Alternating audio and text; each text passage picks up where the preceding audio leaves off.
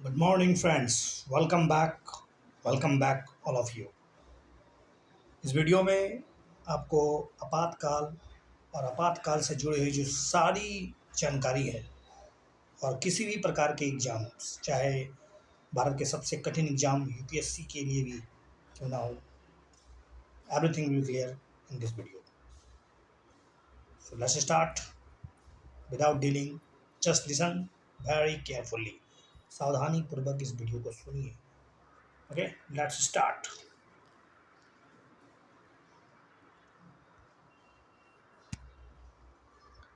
भारत में आपातकाल कैसा सुन के लगता है आपको? अजब, एक डरावनी वाली स्थिति. ऐसा लगता है कि आपके प्राण पखेरु उड़ जाएंगे. एक ऐसी स्थिति जिसमें कि शासन की जो अवधि है, जिसमें कुछ विशिष्ट प्रकार के संकट उत्पन्न हो जाते हैं, उस दरमियान भारत के राष्ट्रपति को ये घोषणा करना पड़ सकता है या घोषणा की जाती है, जिसके तहत उन्हें मंत्रियों की कैबिनेट के सलाह के बाद या सलाह से पहले राष्ट्रपति संविधान के कई प्रावधानों को रद्द कर सकते हैं, जो भारत के नागरिकों को मौलिक अधिकार की गारंटी देता है. जो संविधान, उसी संविधान में कुछ ऐसे प्रावधान भी तो हैं जो भारत के नागरिकों के मौलिक अधिकार के साथ एक विशिष्ट स्थिति में, एक विशिष्ट पड़ाव में हो सकता है इस मौलिक अधिकार की गारंटी को रद्द भी कर दिया जाए. देखिए, सबसे पहले आपको समझना होगा आपातकाल के जो प्रोविजंस है कॉन्स्टिट्यूशन में क्या है. तो भारत के संविधान के आप जब ढेर सारे भाग, आपको पता होगा वर्तमान समय में 25 भाग हैं. उस 25 भाग में से भाग 18 याद रखिएगा, भाग 18 ये आपको संविधान में किस प्रकार से आखिर आपातकाल के प्रोविजंस को लागू किए जाते हैं, जिसे आर्टिकल नंबर 352 से लेकर 360 तक स्पष्ट रूप से बताया गया है. ये प्रावधान केंद्र सरकार को किसी भी असामान्य स्थिति से प्रभावी ढंग से निपटने की एक ताकत प्रदान कर देता है. इसके पीछे क्या आखिर तर्क हो सकता है? आखिर इमरजेंसी को लगाना, मतलब एक विकट स्थिति में आखिर भारत किस प्रकार से देश की संप्रभुता, एकता, अखंडता, सुरक्षा, लोकतांत्रिक राजनीतिक व्यवस्था और संविधान की रक्षा करे. तो इसके लिए भारत में संविधान में ही खुद जिक्र किया गया है आपातकाल के बारे में. तो संविधान में खास प्रकार से अगर देखा जाए तो 3 प्रकार की स्थितियां हैं जो इसकी बात करता है. अब वो आप देख सकते हैं: राष्ट्रीय आपातकाल, संवैधानिक आपातकाल और वित्तीय आपातकाल. तो सबसे पहले जिक्र होगा राष्ट्रीय आपात स्थिति की. राष्ट्रीय आपातकाल की घोषणा, ध्यान रहे, राष्ट्रीय आपातकाल की बात हो रही है. इसमें युद्ध, बाहरी आक्रमण या फिर सशस्त्र विद्रोह, इनमें से किसी के आधार पर इसकी घोषणा की जा सकती है. संविधान ने इस प्रकार की आपात स्थिति को दर्शाने के लिए आपातकाल की उद्घोषणा की अभिव्यक्ति का प्रयोग किया है. तो ध्यान रहे, संविधान में आपातकाल की उद्घोषणा जैसा वक्तव्य का इस्तेमाल किया गया है. इसके क्या आधार हैं, किस आधार पर इसको घोषणा किया जा सकता है? तो आर्टिकल 352 कहता है कि राष्ट्रपति राष्ट्रीय आपातकाल की घोषणा कर सकता है जब भारत या उसके एक हिस्से की सुरक्षा को युद्ध या फिर बाहरी आक्रमण या फिर सशस्त्र विद्रोह से खतरा उत्पन्न है या होने वाला है. राष्ट्रपति युद्ध, सशस्त्र विद्रोह या फिर बाहरी आक्रमण की वास्तविक घटना से पहले भी राष्ट्रीय आपातकाल की घोषणा कर सकते हैं. दैट्स वेरी इंपॉर्टेंट पॉइंट्स, कि आप मत सोचिए कि राष्ट्रीय आपातकाल उसी समय घोषणा होगा जब युद्ध हो रहा हो या युद्ध हो गया हो या युद्ध की संभावना भी अगर होगी तो राष्ट्रीय आपातकाल की घोषणा किया जा सकता है. जब युद्ध या फिर बाहरी आक्रमण के आधार पर राष्ट्रीय आपातकाल की अगर घोषणा की जाती है तो इसे बाहरी आपातकाल के रूप में जाना जाता है. जबकि अगर इसे सशस्त्र विद्रोह के आधार पर घोषित किया जाता हो तो तो इसे आंतरिक आपातकाल का नाम दिया गया है। ध्यान रहे, अगर युद्ध घर के अंदर अर्थात गृह युद्ध हो जाए, दो या दो से अधिक संप्रदाय के बीच में ऐसा संकट स्थिति उत्पन्न हो जाए कि लोग हथियार लेके इकट्ठा होने लगे और ऐसा लगे कि इंटरनल डिस्टर्बेंस जैसा कुछ जो शब्द था उसको हटा दिया गया है, लेकिन अगर सशस्त्र विद्रोह हो जाए सरकार के खिलाफ या क्या कर ले, अगर आप हथियार उठा ले, तो ऐसा स्थिति आंतरिक आपातकाल कहलाता है। यह जो सशस्त्र शब्द है, सशस्त्र विद्रोह, ये 44वां संविधान संशोधन से जोड़ा गया है। क्योंकि आपको इससे पहले जानकारी होगी कि इससे पहले जो सशस्त्र विद्रोह शब्द था उसके स्थान पर आंतरिक अशांति का रूप या हवाला दिया जाता था, क्योंकि इसका गलत प्रयोग किया जा चुका है 1975 में इंदिरा गांधी के द्वारा अपनी सरकार को बचाने के लिए और तरह तरह के बहाने बनाने के लिए। इसलिए इस 42वें संविधान में जो कुछ किया गया था उसके बाद उसको तब्दील कर दिया गया और 44वें संविधान संशोधन में एक शब्द जोड़ा गया जिसको हम लोग आंतरिक अशांति से हटाकर सशस्त्र विद्रोह पढ़ते हैं। जैसे कि अगर आपको पता होगा कि भारत और पाकिस्तान खुले तौर पर अगर स्वीकार करते हैं कि वो एक दूसरे के खिलाफ सशस्त्र बलों का इस्तेमाल करेंगे, तो ये केवल युद्ध है, केवल और केवल युद्ध है। और यदि कोई औपचारिक घोषणा नहीं की गई है, किसी देश के खिलाफ सशस्त्र बलों का इस्तेमाल किया जाएगा, तो यह बाहरी आक्रमण है। अगर युद्ध की घोषणा नहीं है और लेकिन हम लोग सशस्त्र बलों का इस्तेमाल करेंगे, अगर हम सशस्त्र बल का इस्तेमाल करेंगे तो ये बाहरी आक्रमण है। और अगर इन दोनों आधारों के कारण आपातकाल को बाहरी आपातकाल के रूप में घोषित किया जाता है, लेकिन इसके अलावा एक और भी आधार है, वो है सशस्त्र विद्रोह। अब आपको जान लीजिए इसके बारे में बहुत इंपॉर्टेंट बात कि 1975 के 38वें संवैधानिक संशोधन अधिनियम ने राष्ट्रीय आपातकाल की घोषणा को न्यायिक समीक्षा से मुक्त कर दिया था, अर्थात इस पर जुडिशियल रिव्यू नहीं होगा, अर्थात संसद या फिर कह सकते हैं कि कैबिनेट जो चाहे अपनी मनमर्जी कर ले। लेकिन कहीं ना कहीं आपको पता होगा मिनर्वा मिल्स का जजमेंट नहीं, वही मैं बात कर रहा हूँ 1973 में, जब आपको पता होगा कि केशवानंद भारतीवाद केस आपने पढ़ा होगा, उसमें न्यायिक समीक्षा के जिक्र किया गया था। लेकिन उस समय यहाँ रहे बेसिक स्ट्रक्चर की जानकारी दी गई थी, लेकिन बाद में इस प्रावधान को कि न्यायिक समीक्षा नहीं होगा उसको संशोधित कर दिया गया और 1978 के द्वारा इसको हटा दिया गया। मिनर्वा मिल्स मामला, सुप्रीम कोर्ट कहता है कि राष्ट्रीय आपातकाल को दुर्भावना के आधार पर अदालत में चुनौती दी जा सकती है, या यह कि घोषणा पूरी तरह से अप्रासंगिक है, मतलब इररेलेवेंट है।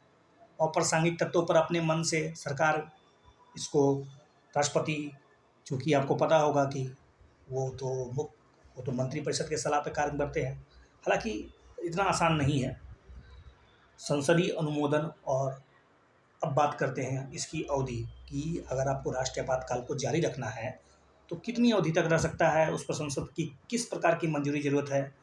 तो आपातकाल की जो उद्घोषणा होगी उसके लिए शर्त है कि संसद के दोनों सदनों द्वारा, ध्यान रहे, दोनों सदनों द्वारा इसके जारी होने की तारीख से 1 महीने के भीतर ही भीतर अनुमोदित किया जाना चाहिए।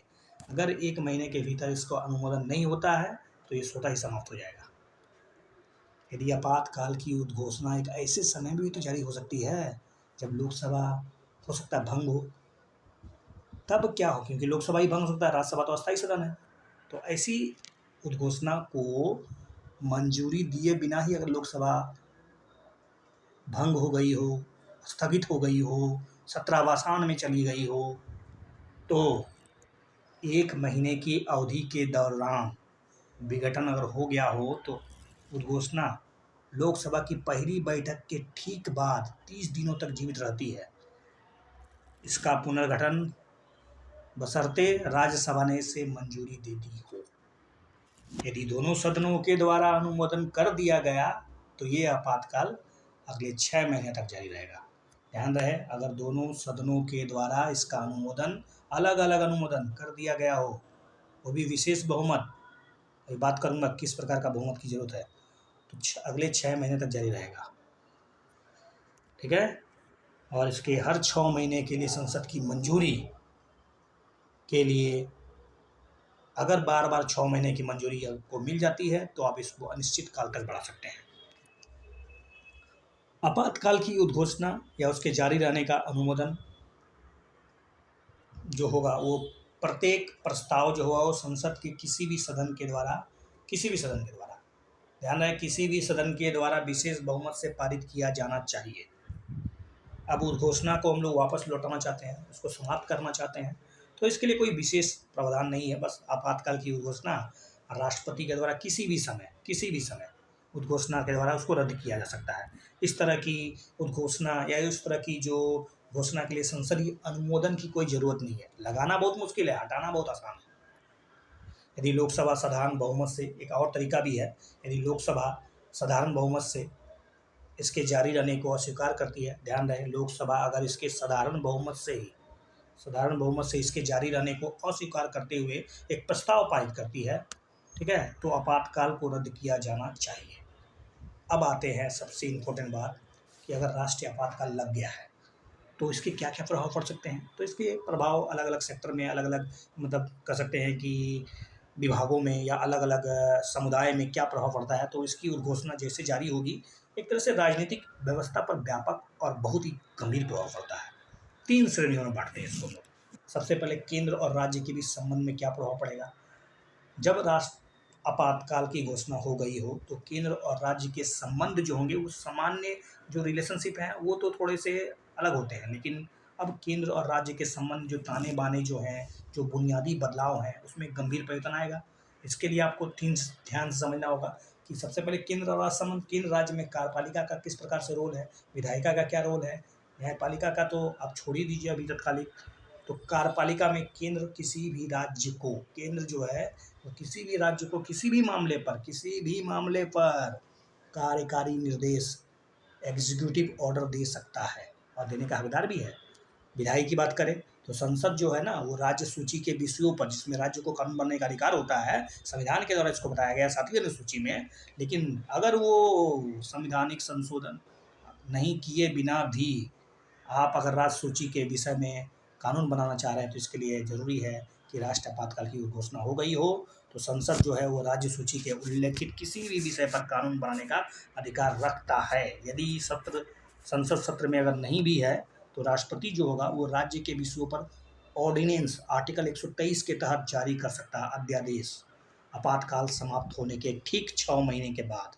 मतलब आपातकाल समाप्त होने के 6 महीने बाद संसद द्वारा राज्य के विषयों पर बनाए गए कानून निष्क्रिय हो जाते हैं। अब बात करें वित्तीय प्रभाव क्या पड़ेगा केंद्र और राज्य संबंध में।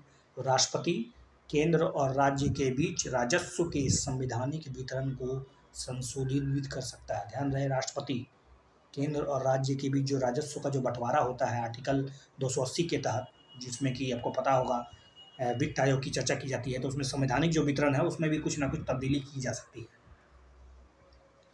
लोकसभा और राज्य विधानसभा के जीवन पर क्या प्रभाव पड़ेगा। तो जनरली ऐसा माना जाता है कि राष्ट्रीय आपातकाल की घोषणा अगर चल रही है तो लोकसभा के जीवन को एक बार में 1 वर्ष के लिए सामान्य अवधि से आगे बढ़ाया जा सकता है। हालांकि यह विस्तार जो होगा वो केवल और केवल 1 साल के लिए होगा और इसको चाहे तो आप कितने बार भी बढ़ा सकते हैं और यह विस्तार आपातकाल के समाप्त होते ही 6 महीने की अवधि से अधिक जारी नहीं रह सकता है। इसी तरह संसद राष्ट्रीय आपातकाल के दरमियान हर बार एक राज्य विधानसभा के सामान्य कार्यकाल को 1 वर्ष में 1 साल ही बढ़ा सकती है, जो आपातकाल के समाप्त होते ही अधिक से अधिक 6 महीना तक की जारी रहेगा। अब बात करें फंडामेंटल राइट्स पर क्या प्रभाव पड़ सकते हैं, तो आपको इसको आर्टिकल 368, 359 के तहत पढ़ना पड़ेगा, जिसमें आर्टिकल 368 के तहत बताया गया है कि राष्ट्रीय आपातकाल की घोषणा केवल और केवल अगर युद्ध और बाह्य आक्रमण के तहत हुई हो तो आर्टिकल 358 के तहत आपको जो आर्टिकल 19 में जो 6 मौलिक अधिकार दिए गए हैं वो ऑटोमेटिक सस्पेंडेड हो जाते हैं, निलंबित हो जाते हैं, समाप्त हो जाते हैं। जबकि आर्टिकल 359 के तहत जो आपको मौलिक अधिकार प्रदान किए गए हैं, जिसके लिए आप अगर आपका उसमें किसी प्रकार का रिस्ट्रिक्शन या किसी प्रकार का उसमें कठोरता लाने की कोशिश अगर किसी भी प्रकार से की जाती है तो आप जो न्यायालय में पहुँचते हैं आर्टिकल 32 के तहत, आर्टिकल 226 के तहत, वो राष्ट्रपति के माध्यम से 359 के तहत इसको कुछ समय के लिए सस्पेंड किया जा सकता है। तो बात कर लेते हैं। तो 59 के तहत मौलिक अधिकारों पर राष्ट्रीय आपातकाल के प्रभाव, इन 2 प्रावधानों को अच्छा समझ लीजिए। आर्टिकल 19 के तहत मौलिक अधिकारों का निलंबन, सस्पेंशन। 358 के अनुसार जब राष्ट्रीय आपातकाल की घोषणा अनुच्छेद होती है तो अनुच्छेद 19 के तहत 6 मौलिक अधिकार स्वतः निलंबित हो जाते हैं। आपातकाल की समाप्ति के बाद अनुच्छेद 19 स्वतः पुनर्जीवित हो जाता है। ओके। 44वां संवैधानिक संशोधन अधिनियम में कहा गया है कि अनुच्छेद 19 को केवल तभी निलंबित किया जा सकता है जब राष्ट्रीय आपातकाल युद्ध या बाहरी आक्रमण के आधार पर किया गया हो, न कि सशस्त्र विद्रोह के आधार पर। अन्य मौलिक अधिकारों का निलंबन, जैसा कि मैंने बताया कि अनुच्छेद 359 के तहत राष्ट्रपति को आदेश के द्वारा राष्ट्रीय आपातकाल के दरमियान मौलिक अधिकारों की इन्फोर्समेंट के लिए, उसको मतलब एक तरह से लागू करवाने के लिए, किसी भी हालत में जाने के लिए जो अधिकार आपको दिए गए वो निलंबित कर दिए जाएंगे। मौलिक अधिकार तो बचा रहेगा, लेकिन उसको लागू करवाने के लिए आपको जो कोर्ट में जो ताकत दी गई है वो समाप्त हो जाएगा। इस प्रकार उपचारात्मक रेमेडियल जिसको कहते हैं वो उपाय निलंबित होते हैं, मौलिक अधिकार नहीं। परिवर्तन का निलंबन केवल उन मौलिक अधिकारों से संबंधित है, मतलब केवल और केवल वैसे मौलिक अधिकार ही आपके सस्पेंडेड होंगे, कुछ देर के लिए निलंबित हो जाएंगे, जो राष्ट्रपति के आदेश में शामिल हैं। निलंबन आपातकाल के संचालन के दरमियान कम अवधि के लिए भी हो सकता है। आदेश को अनुमोदन के लिए संसद के प्रत्येक सदन के समक्ष रखना पड़ता है। 44वां संशोधन अधिनियम अनिवार्य करता है कि राष्ट्रपति अनुच्छेद 20 और 21 के द्वारा जो गारंटीकृत मौलिक अधिकार दिए गए हैं, जिसमें आपको पता होना चाहिए कि ये कभी भी सस्पेंडेड नहीं होते हैं, ये हमेशा जीवित रहते हैं। अब तक की गई घोषणा की बात कर ले कि क्या क्या अब तक हुआ है हमारे इतिहास में, तो आपको पता होगा कि आपातकाल अब तक 3 बार लग चुका है। एक तो 1962 में भारत और चाइना के बीच युद्ध हुआ, 1971 और फिर 1975 में। राष्ट्र आपातकाल की जो पहली घोषणा हुई थी वो अक्टूबर 1962 में हुआ था, नेफा में, चीनी आक्रमण के दरमियान, और 1968 तक चला था। जबकि राष्ट्रीय आपातकाल की जो दूसरी घोषणा हुई थी वो दिसंबर 1971 में पाकिस्तान के द्वारा किए गए हमले के कारण हुआ था। जब आपातकाल लागू ही था, उसी दरमियान राष्ट्रीय आपातकाल की तीसरी उद्घोषणा जून 1975 में कर दी जाती है, और मार्च 1977 में दूसरी और तीसरी दोनों उद्घोषणाओं को समाप्त किया गया था। अब आते हैं हम लोग एक नए टॉपिक में, राष्ट्रपति शासन। ओके, तो राष्ट्रपति शासन राष्ट्रीय आपातकाल से अलग है, इसमें मौलिक अधिकार पर प्रभाव नहीं पड़ता है, उसकी चर्चा कर लेते हैं हम लोग।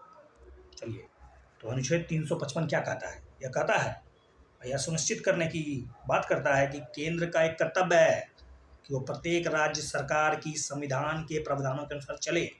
अगर राज्य संविधान के प्रावधानों के अनुसार चल नहीं रहा है तो ये केंद्र की गलती है, केंद्र पर एक कर्तव्य वो डाला गया है 355 के तहत, और अगर वह कर्तव्य जिसके प्रदर्शन में केंद्र किसी राज्य में संवैधानिक तंत्र के विफल होने की स्थिति में अगर वो संविधान के नियमों के अनुसार राज्य नहीं चल पा रहा है, तो ऐसी स्थिति में अनुच्छेद 356 के तहत राज्य की सरकार को अपने हाथ में लेने का एक पावर दे देता है।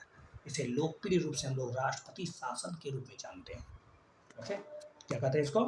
राष्ट्रपति शासन। ओके, अब इसके भी थोपने के आधार होंगे, तो राष्ट्रपति के शासक को अनुच्छेद 356 के तहत 2 आधारों पर घोषित कर सकता है। राष्ट्रपति कैसे घोषित कर सकता है? तो सबसे पहला आधार है कि राष्ट्रपति को एक उद्घोषणा जारी करने का अधिकार देता है कि यदि वह संतुष्ट है कि एक ऐसी स्थिति उत्पन्न हो गई है जिसमें किसी राज्य की सरकार संविधान के नियमों के अनुसार, उसके प्रावधानों के अनुसार काम नहीं कर पा रही है।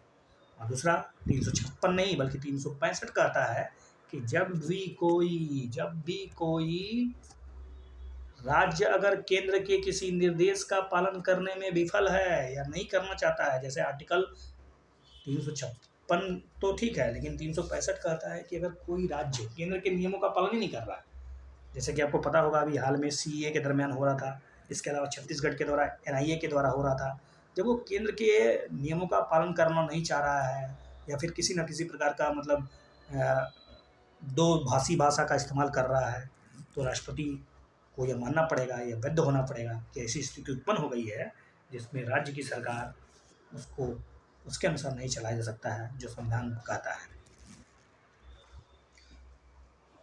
अब बात करेंगे हम लोग, राष्ट्रपति शासन लगाना है तो उसके लिए तो आपको संविधान तो पावर देता ही है, लेकिन इसके लिए संसद की अनुमोदन की ज़रूरत होती है। और कब तक लग सकता है? तो देखिए, जैसा कि आपने 352 में ध्यान से सुना, उसी तरह से राष्ट्रपति शासन की घोषणा के लिए संसद के दोनों सदनों को, ठीक है, दोनों सदनों को विशेष बहुमत, वही विशेष बहुमत का मतलब होता है जो सदन के सदस्यों की जो संख्या होती है उसका 50% से ज़्यादा, और उपस्थित और जो मतदान करने वाले सदस्य उसका 2/3, ठीक है। तो अगर घोषणा होती है तो दोनों सदनों के जारी होने की तारीख से 2 महीने के भीतर ही भीतर, वहाँ पर 1 महीना था, अगर राष्ट्रीय आपातकाल की बात करें तो वहाँ पर 1 महीना, लेकिन यहाँ पर केवल और केवल आपको 2 महीने का वक्त मिलेगा।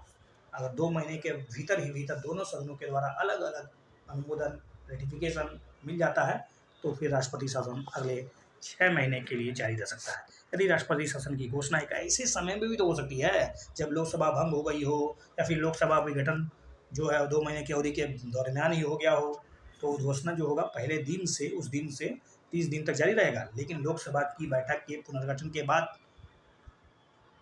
बशर्ते कि इसे राज्यसभा ने मंजूरी दे दी हो, राष्ट्रपति शासन का परिणाम क्या हुआ? जब किसी भी राज्य में राष्ट्रपति शासन लगाया जाता है ना, तो राष्ट्रपति को कुछ असाधारण शक्तियां मिल जाती है। सबसे पहले वह राज्य सरकार के कार्यों और राज्यपाल या राज्य में जो किसी भी अन्य कार्यकारी प्राधिकरण में जो निहित शक्तियां हैं वो ले सकता है। वह घोषणा कर सकता है कि राज्य विधायिका की शक्तियां का प्रयोग अब संसद करेगा। वह राज्य में किसी भी निकाय या प्राधिकरण से संबंधित संवैधानिक प्रावधानों के निलंबन सहित अन्य सभी आवश्यक कदम उठा सकता है। न्यायिक समीक्षा की बात कर ले, जैसा कि आपको 1975 में बताया गया था उधर भी, कि 1975 में कहा गया कि 38वां संविधान संशोधन कर दीजिए, और 356 को जो अंतिम और निर्णायक लागू करने से राष्ट्रपति की संतुष्टि जो होगी वो किसी भी अदालत में चुनौती नहीं दे सकते। मतलब ओवरऑल कहो तो इसमें भी जुडिशियल रिव्यू जो था उसको बाहर कर दिया गया था। लेकिन आपको बताया जा चुका है कि 44वां संविधान संशोधन 1978 में होता है। ऊपर जो किए गए जो बदलाव थे उसको फिर से, मतलब एक तरह से, चूंकि आपको पता होगा न्यायिक समीक्षा this is a part of basic structure, ये बेसिक स्ट्रक्चर का एक हिस्सा है। अतः 1944 में संशोधन अधिनियम के द्वारा 1978 में जो संशोधन किया गया, उसमें स्पष्ट रूप से राष्ट्रपति की संतुष्टि जो न्यायिक समीक्षा से परे नहीं है। मतलब चाहे वो आर्टिकल 352 हो, चाहे आर्टिकल 356 हो, अगर उसका प्रयोग होता है, अगर वो मतलब एक तरह से अविवेकपूर्ण हो, अप्रासंगिक हो, मतलब मनमाने तरीके से कर लिया गया हो, तो उस पर कहीं ना कहीं एक न्यायिक जांच तो होनी ही चाहिए, और जो सही भी है। और फाइनली हम लोग बात करेंगे अब अपने अंतिम पड़ाव पर, वित्तीय आपातकाल की। तो इसका आधार समझ लीजिए पहले कि वित्तीय आपातकाल की घोषणा कब होगी। 360 आर्टिकल 360 कहता है कि राष्ट्रपति को वित्तीय आपातकाल की घोषणा, ठीक है, वित्तीय आपातकाल की घोषणा 360 के तहत तब होगा जब वह संतुष्ट हो जाए कि एक ऐसी स्थिति उत्पन्न हो गई है जिसके कारण भारत या उसके किसी क्षेत्र के भी हिस्से में हो ना वित्तीय स्थिरता, क्रेडिट खतरा में है। क्या आपको लग रहा था कि जो कोविड-19 आया था उसमें वित्तीय आपातकाल जैसी स्थिति बन रही थी? तो संसदीय अनुमोदन फिर से वही, तो वित्तीय आपातकाल की घोषणा करने वाली जो घोषणा है उसको भी संसद के दोनों सदनों के द्वारा इसके जारी होने की तारीख से 2 महीने के भीतर, यहाँ भी ध्यान रहे, यहाँ भी 2 महीने की बात की गई है। केवल और केवल आपको याद रखना होगा आर्टिकल 352 जिसको हम लोग राष्ट्रीय आपातकाल कहते हैं, उसमें 1 महीने के अंदर रेटिफिकेशन की जरूरत है, लेकिन यहाँ भी 2 महीना, और राष्ट्रपति शासन में भी 2 महीने की जरूरत पड़ती है। हालांकि यदि वित्तीय आपातकाल की घोषणा एक ऐसे समय में हो, वही बात मैं फिर से कर रहा हूँ कि लोकसभा अगर भंग हो गई हो या फिर 2 महीने के पहले ही भंग हो गई हो, तो उसको उद्घोषणा से पहले 30 दिन तक जीवित रहना पड़ेगा। और मतलब इसके पुनर्गठन, लोकसभा फिर से अगर पुनर्गठित होती है तो 30 दिन के अंदर अंदर उसको रेटिफिकेशन देना पड़ेगा, लेकिन इस बीच में राज्यसभा ने उसको मंजूरी दे दी हो। संसद के दोनों सदनों के द्वारा अनुमोदन होने के बाद वित्तीय आपातकाल जो होगा वो अनिश्चित काल तक चलेगा। जहाँ तक मैंने आपको बताया था कि राष्ट्रीय आपातकाल जो 352 के तहत होता है ना, वो हर 6 महीना में बढ़ा कर आप चाहे तो उसको अनिश्चित काल तक बढ़ा सकते हैं, ठीक है। लेकिन राष्ट्रपति शासन में हर 6 महीना रेटिफिकेशन के पश्चात उसको आप मैक्सिमम से मैक्सिमम 3 साल ही बढ़ा सकते हैं, लेकिन वित्तीय आपातकाल के निश्चित काल तक जारी रहेगा। और इसके लिए आपको बार बार रेटिफिकेशन की जरूरत नहीं है। एक बार अगर हम आपको संसद ने अनुमोदन दे दिया तो आपको बार बार रेटिफिकेशन की जरूरत नहीं है, बस ये अनिश्चित काल तक जारी रहेगा। इसके कुछ प्रभाव पड़ते हैं, वित्तीय आपातकाल के प्रभाव, जो यूपीएससी के मेंस में पूछा जा चुका है। राज्यों के वित्तीय मामले पर संघ जो होगा वो कार्यकारी अधिकार उसका बहुत ज़्यादा विस्तार हो जाता है। राज्य में जितने भी सेवारत सभी, चाहे ABCD किसी भी वर्ग के व्यक्ति हों, पद पर बैठे व्यक्ति हों, यहाँ तक कि सुप्रीम कोर्ट, हाई कोर्ट के जज भी क्यों ना हो, उस पर भी, उसके वेतन और भत्तों पर भी कमी की जा सकती है। राज्य विधायिका द्वारा पारित जो भी मतलब वित्त विधेयक है, चाहे धन विधेयक है, सभी के सभी विधेयक जो होंगे वो राष्ट्रपति के विचार के लिए उसको रिजर्व रखा जा सकता है। ठीक है। संघ की जो सेवा में काम करने वाले सभी किसी भी वर्ग के व्यक्तियों के वेतन भत्ते में कटौती की जा सकती है। ध्यान रहे, राष्ट्रपति चाहे तो सर्वोच्च न्यायालय और हाई कोर्ट के न्यायाधीश को भी इसमें जोड़ सकता है, जो मैं बता रहा हूँ। आपातकालीन की कुछ मतलब जो आपातकाल लगाया जाता है, इसके कुछ आलोचना होती है। संविधान सभा के कुछ सदस्यों ने इस कुछ आधार है जिसके आधार पर उन्होंने इसकी आलोचना की है। एक तो देखिए, हम लोग चूंकि फेडरल स्ट्रक्चर को फॉलो करते हैं, संघीय चरित्र जो होता है जिसमें केंद्र और राज्य के संबंध स्पष्ट रूप से संविधान में जिक्र की गया है, लेकिन एक विचित्र स्थिति है जिसमें हमारा जो फेडरल सिस्टम है एकात्मक सिस्टम में तब्दील हो जाता है। इसके लिए कोई विशेष संविधान संशोधन की जरूरत भी नहीं पड़ती है। तो संविधान का जो संघ चरित्र है वो थोड़ा देर के लिए कहे तो नष्ट हो जाता है और संघ जो होता है वो सर्वशक्तिमान हो जाता है। राज्य की शक्तियाँ, संघ और इकाइयाँ दोनों पूरी तरह से संघ की कार्यपालिका के हाथों में केंद्रित हो जाती है। ओके, तो राष्ट्रपति बन जाता है तानाशाह, राज्य की वित्त सहायता ऑटोमेटिक समाप्त हो जाती है और मौलिक अधिकार भी एक तरह से कुछ समय के लिए अर्थहीन हो जाते हैं और परिणाम स्वरूप संविधान की जो लोकतांत्रिक नींव है वो धराशायी हो जाती है। हालांकि संविधान सभा में आपातकालीन प्रावधानों पर बचाव करते हुए डॉक्टर अम्बेडकर ने खुद इसके दुरुपयोग की संभावना को स्वीकार किया था। उन्होंने कहा था कि मैं पूरी तरह से इनकार तो नहीं कर सकता हूँ कि राजनीतिक उद्देश्यों के लिए इसका प्रयोग किया जाएगा या नहीं किया जाएगा। ओके, तो आपातकाल की संपूर्ण जानकारी इस वीडियो में दी गई है। इससे आप अलग अलग प्रश्नों को तैयार कर सकते हैं। इस वीडियो को अच्छी तरह से देखिए, सुनिए ध्यानपूर्वक। यू विल डेफिनेटली conclude कि you will have a sufficient knowledge about emergency provisions. Thank you.